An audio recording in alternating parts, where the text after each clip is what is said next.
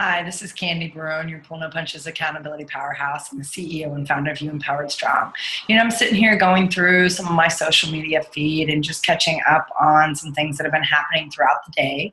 Had a very busy day today, which is an awesome thing to be so purposeful and mindful about the work that's coming and the opportunities. But I read something, it was actually on LinkedIn, and it's an article that Richard Branson put out that says, frustration can be an enormous driver of change if you are good at spotting the opportunities sitting right at the center of the problem. And so I'm curious because as he talks about how frustration leads to disruption, it made me wonder about some of the emotions that show up for us from time to time, that kind of set us back. We feel an emotion, whether we're angry or we're frustrated, or maybe we have some guilt or there's sadness, and we don't realize that that opportunity is really a trigger. It's a trigger for us to stand in a more purposeful space. It's a trigger for us to really pause. There's such power in the pause. Pause to reflect and say, what's really going on here? Where is this emotion coming from?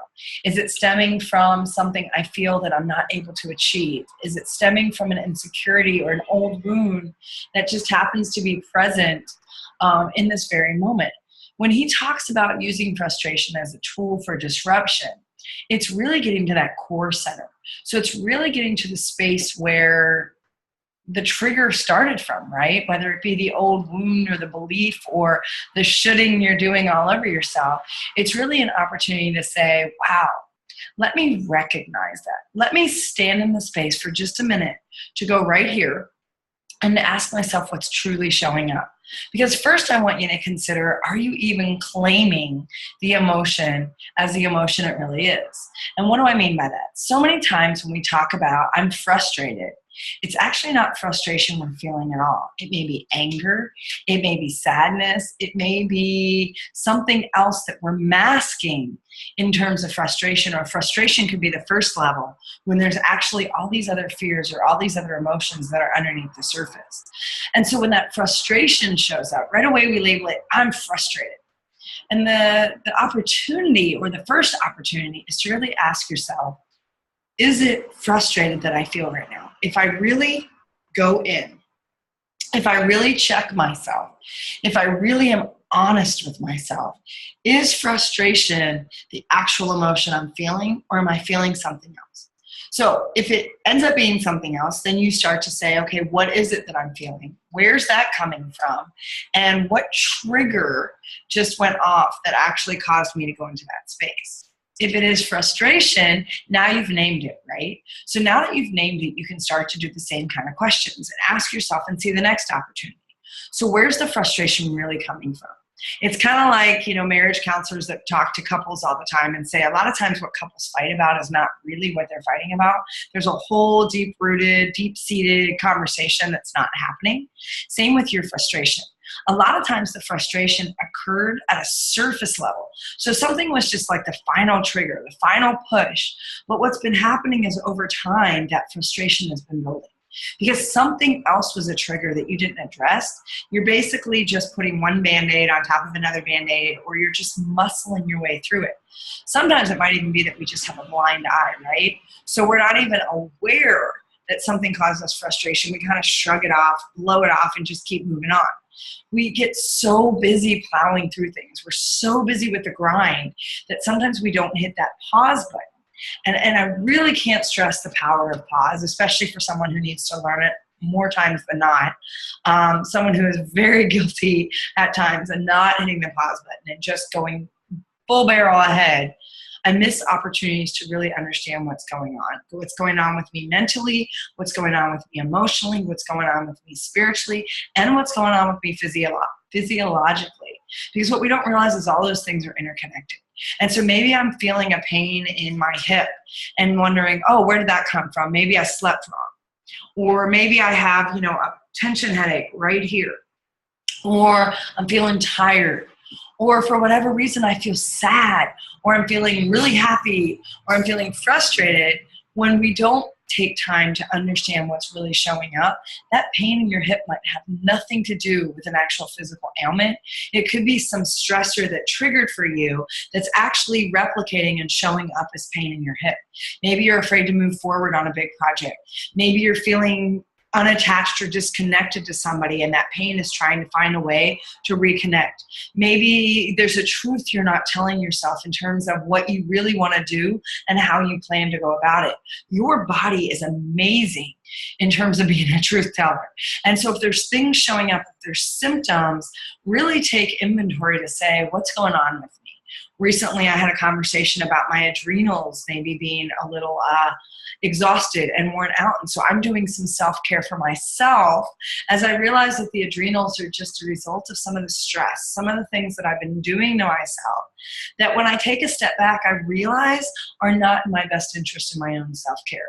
Some of it is sort of a habitual back in a pattern of what I used to do when I was in my corporate days. It's sort of that wine and grind drive mentality that's go, go, go at the expense of my health, for example. And so when that shows up, it's an opportunity for me to really take inventory and take stock. And so I want you to really think about, what are the symptoms? What are the emotions? What are the things showing up? And where do they really derive from? Because if you take that opportunity that Grant's talking about to really get to the center, to really get to the core of what's going on in that space, then you can really start to disrupt the way you're reacting, the way you're taking inspired action, and the way you can change the course of opportunities and possibilities that you can open up for yourself. Because again, doing the same things over and over again, trying to get a different result, is nothing more than the sheer definition of insanity. So if something's showing up and what you're doing is not working in that space, or you're not taking time to really own it and assess it, you're missing opportunity to really disrupt that thinking that's attached to it, that belief that might be in that you've got, connected to that. And so if you disrupt that and welcome, start to ask yourself, what if I dared? What if you dared right now to think of something different? What if you dare to believe a different story than the one that is attached to that emotional trigger? What if for just a moment you allowed yourself to go bigger? So big that it actually felt really uncomfortable. So big that it scares you enough to want to do something about it. And so I want you to take a little time. I want you to ask yourself, and if you're not journaling right now, I have this great tool I'd love to share with you. It's all about the bookends, right? It's all about how you set your morning intention and how you set your evening reflection. And so it's just a couple of questions as a way to say, okay, how do I ground myself to set myself up for the best intention, to really be present and show up and serve in a way that allows me to be my most authentic self, playing at my highest and best level. And then at the end of the day, you get to ask yourself, how did I do? What showed up for me today? What really got in my way, and what did I do when that happened? So reflect on the emotions that you felt. We go through a myriad of emotions, a plethora, you might add, of emotions throughout any given day. How often are you checking in with yourself to see, am I being mindful of what's showing up for me? Or am I just going, that I'm actually going to get blindsided somewhere down the line because I'm not opening up that space to be more mindful and be more intentional about really assessing and really feeling, really owning my emotions and the things showing up in that space. So with that, I'm going to leave you with a couple thoughts. One, I want you to hit the pause button right now. Wherever you're at, whatever you're doing, I want you just momentarily to hit pause, check in with your body, and say, how am I feeling right now? How am I feeling emotionally? How am I feeling physically? How am I feeling spiritually? How am I feeling mentally? How am I feeling from a heart space? How's my head? How's my heart? Right now, I want you to check in. Physiologically, what's showing up for me? Is there any pain in my body? Is there any stiffness? Is there anything that feels a little wonky? If it is, I want you to sit in it for a moment. Maybe you're going to meditate and ask yourself, what's showing up for me? What is the real name of what I'm feeling right now? And where's that coming from? What was the trigger, or what are the triggers that are connected to what I'm feeling right now? Where does that stem from? Where does that show up from? And then maybe take some time to meditate, quiet down, let yourself just be inside your body, be with yourself, and really let whatever shows up show up. And then grab your journal and ask yourself, what did I experience? What was my biggest insight from that? And what am I going to choose from what showed up, what just showed up? What am I going to choose as something I can be different, or something I can be more intentional? Or how am I going to grow as a leader as a result of what I just saw? So I want you to take a few minutes to just hit the pause button, to ask yourself those questions, to really dig deep, own whatever's showing up, and love it. Whatever shows up, it's okay. It doesn't matter if you're angry, or if you're sad, or if you're a little depressed, or if you're frustrated, or if you feel withdrawn. Honor that. Just love that part of yourself too. Make friends with it and get to know the emotion that's going on. Then just spend some time to go deep and ask yourself, let yourself just sit with it, and then journal. Let yourself have a moment to just reflect and journal and see what shows up as a result. So I hope you'll take a little time for you today. This is all part of how you create self-care. This is how you get to show up and serve more intentionally and purposely. This is how you start to say yes to yourself and destroy the noise that's getting in the way. It's not about just pushing it aside. It's about being in a space to be and own it and allow yourself to love whatever shows up. So this is Candy. I hope you make it a phenomenal rest of your day. Know that I'm here. I'm always listening, and I love you deeply. With that, take care.